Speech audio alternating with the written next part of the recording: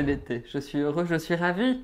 Voilà. Enlevons nos lunettes pour parler de ces films de l'été. Le Festival du film de Bruxelles s'est clôturé. Oui, par un des premiers grands films de cet été.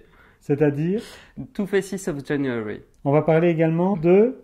Le parfum de la carotte. Et de la liste de mes envies. C'est ça. Voilà. Qui ne Alors, fait pas partie de la mienne, hein. quoi? Nous allons parler de la liste de mes envies, qui ne fait pas partie de la mienne. De ta liste Voilà. ou de tes envies? Les deux, enfin de la liste de mes envies. Je ne fais pas partie non plus de la liste des envies de Frédéric Bell. Non? Dansons jour contre jour, dansons. Ça, c'est une belle envie quand même, non? Qu'est-ce que tu en penses? Écoute, c'est surtout la tienne, hein. C'est pas l'invent. Grand écart à Bruxelles parce qu'après les films d'auteurs européens, nous avons les avant-premières américaines au festival Coca-Cola. Oui, enfin grand écart surtout parce qu'on a aussi la reprise de la quinzaine qui commence à la Cinémathèque. Bon, alors, parlons de The Two Faces of January. Ce n'était pas très bon? Mais disons, en fait, le film est vendu sur une base très simple. Il est vendu à qui? Aux spectateurs. Ah. Nous regarde peut-être. Et donc il est vendu avec vraiment le slogan de La mort qui tue par le scénariste de Drive. Mais il faut faire des mises en perspective aussi. Il a aussi scénarisé 47 Ronin. Il a scénarisé Blanche-Neige et les chasseurs.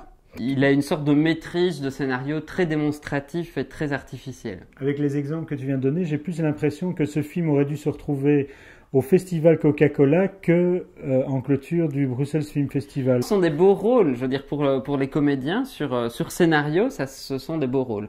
Je pense qu'il n'y a pas le volume qu'aurait pu donner un réalisateur d'envergure. Nous passons à la carotte? Passons au parfum de la carotte. Ah, quel est le parfum de la carotte? Ah ben le parfum de la carotte ici ennuie un écureuil, en l'occurrence.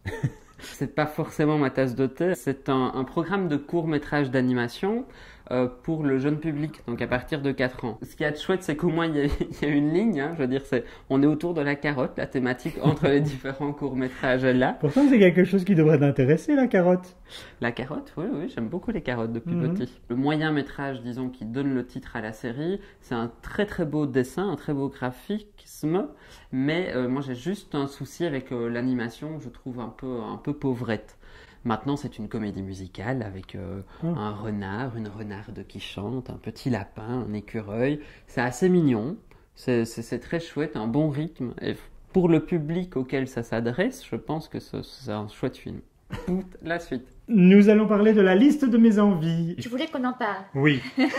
Donc tu as une envie. Alors, ah non, c'est pas mes envies. En fait, la liste de mes envies, c'est un film d'après le roman La liste de mes envies, qui était donc un best-seller de Grégoire Delacour. Virginie Hoc et Frédéric Bell sont deux sœurs qui tiennent une petite boutique juste en face de celle de Mathilde Seigné, qui, les deux sœurs, ont envie de gagner au loto, mais c'est Mathilde Seigné qui gagne au loto. Tu as raconté tout le film là quand même. Oui, bah. Tu dois faire une spoil alerte au début. Attention, alerte, alerte, alerte. Je n'ai pas raconté ce qui se passait après. C'est vrai. Donc, nous avons un téléfilm gonflé en film. Par rapport à La Chambre Bleue que tu perçois comme un téléfilm France 3, ce téléfilm-ci, tu le mettrais sur quelle chaîne? Ah non, carrément sur TF1. Un lundi soir, à la place de Mimimati. Carrément, du prime time. Oui. T'as l'impression que le réalisateur a envie de donner des sentiments, mais il a tellement envie de les donner que tu ne ressens rien. Ah bah Tu vois, oui. c'est tellement démonstratif que... La suite. On se revient...